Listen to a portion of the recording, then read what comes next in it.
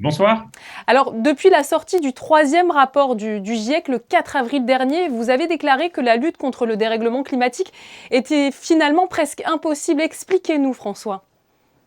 Nous devons avoir conscience que nous ne sommes encore qu'au tout début du changement climatique et que pendant la durée de nos vies, les températures ne vont faire qu'augmenter. Ce que nous pouvons encore faire, et ce qu'il est évidemment capital de faire, c'est d'essayer de réduire au maximum l'augmentation des températures. Et ça dépend encore de nos actions, mais nous n'allons pas pouvoir, quelque part, nous débarrasser du changement climatique. Ça veut dire qu'il va falloir, en même temps que nous devons réduire nos émissions de gaz à effet de serre, il va aussi falloir nous adapter aux impacts du changement climatique.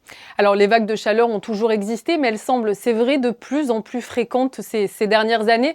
Est-ce que c'est la traduction concrète de ce dérèglement climatique de rendre les vagues de chaleur plus longues et plus fréquentes?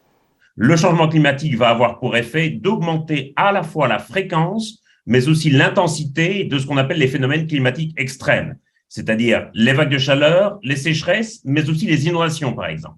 Et donc, ça veut dire que non seulement les vagues de chaleur vont devenir de plus en plus fréquentes, là on est à la quatrième ou cinquième depuis le début de l'année, mais elles vont aussi devenir de plus en plus chaudes au fur et à mesure que nous allons progresser dans le siècle. Et ça veut dire malheureusement que d'ici quelques années, on se souviendra sans doute avec une certaine nostalgie de l'été 2022 où le thermomètre n'atteignait 40 degrés que quelques jours par an. Selon vous, si je comprends bien, ce dérèglement climatique, il est inéluctable. Aujourd'hui, on ne peut pas l'arrêter, on ne l'arrêtera pas.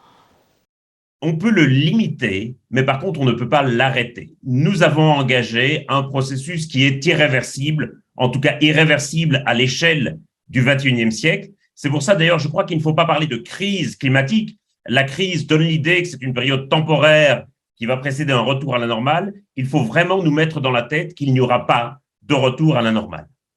Alors concrètement, que faut-il faire à notre échelle? Que faut-il faire tout court? Il y a évidemment la question de la réduction de nos émissions de gaz à effet de serre. Ça, c'est absolument essentiel parce que, bien entendu, les impacts du changement climatique sont très différents selon que l'augmentation moyenne de la température est de 2, 3 ou 4 degrés. Et puis, il va aussi, comme je le disais, falloir s'adapter. Ça veut dire notamment par rapport aux canicules dans des milieux urbains comme Monaco, ça veut dire végétaliser davantage la ville de Monte-Carlo, ça veut dire peindre certaines surfaces en blanc de manière à augmenter l'effet d'albédo, le phénomène naturel qui fait que les couleurs claires renvoient la chaleur du soleil. Et puis, à plus grande échelle, il va également falloir se poser la question de l'aménagement du territoire et donc de la végétalisation des villes.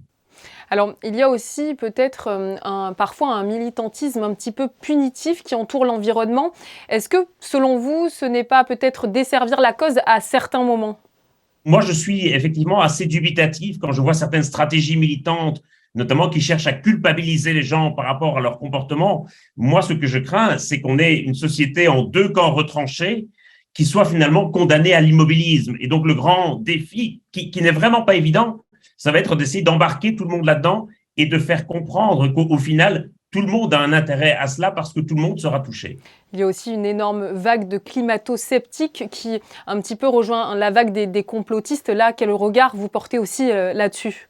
Beaucoup de gens aujourd'hui restent convaincus qu'il subsiste des doutes importants dans la communauté scientifique et il y a encore énormément de climato-sceptiques qu'on va trouver sur les réseaux sociaux, bien entendu. Et puis, il y a d'autres formes de climato-scepticisme aussi. Il y a ceux qui disent qu'il est de toute façon trop tard pour agir et que ça ne sert à rien, ceux qui disent que l'homme s'est toujours adapté à travers l'histoire, ceux qui disent que la technologie va nous sauver, que donc il n'y a pas besoin de modifier nos comportements ni nos politiques publiques. Tout cela, ce sont aussi des formes de climato-scepticisme qui n'ont qu'un seul but, celui de retarder l'action.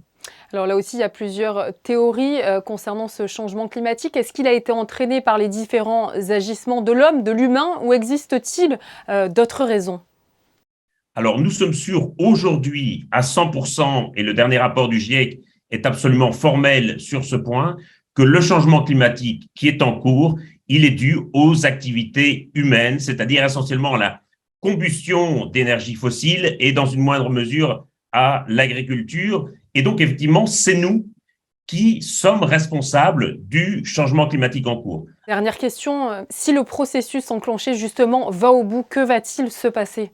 Si nous ne faisons rien et que nous continuons comme aujourd'hui, c'est-à-dire à augmenter nos émissions d'à peu près 1% par an, eh bien, nous allons vers une élévation de la température moyenne de l'ordre de 4 degrés d'ici la fin du siècle. Ça veut dire sans doute une hausse de l'ordre de 5 à 6 degrés pour la France et donc évidemment toute une série d'événements de plus en plus extrêmes, sans compter la hausse du niveau des mers qui pourrait atteindre 2 mètres dans cette hypothèse.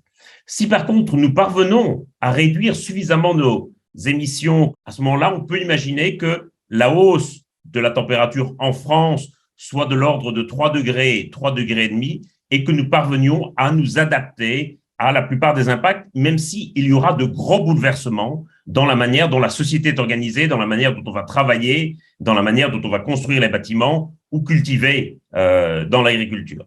Les cartes sont donc entre nos mains. Merci beaucoup à vous, François Gemène, d'avoir été avec nous ce soir pour nous parler du dérèglement climatique et des solutions potentielles pour le ralentir. Très volontiers. Bonne soirée.